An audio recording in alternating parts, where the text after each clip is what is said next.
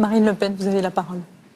Bien, mais moi je vous propose, mes chers compatriotes, de vous rendre compte que la plupart des promesses qui vous ont été faites ce soir ne pourront pas être mises en œuvre pour une raison simple, c'est que l'Union européenne nous cadenasse, nous interdit, nous brime, et qu'à chaque fois que l'on veut mettre en place une mesure de bon sens, comme d'ailleurs vous le savez pertinemment, nous sommes interdits de le faire. Alors on vous parlait tout à l'heure d'indépendance.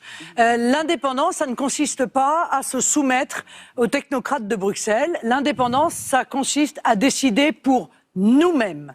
Vous, Français, vous avez le droit de décider pour vous-même. Et je vais même vous dire mieux. Vous avez le droit de vous protéger. Vous avez le droit de vous protéger des pluri-insécurités qui sont la conséquence de l'ouverture totale de nos frontières, que ce soit d'ailleurs sur le plan économique ou que ce soit sur le plan de la circulation des hommes. La mondialisation sauvage a été un cauchemar pour vous.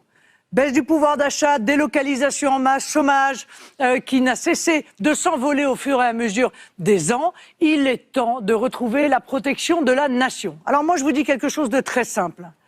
Je ne ferai rien contre votre volonté. Si je suis élu, j'engagerai des négociations auprès de l'Europe, vous le savez, pour retrouver la liberté, les libertés qui vous appartiennent.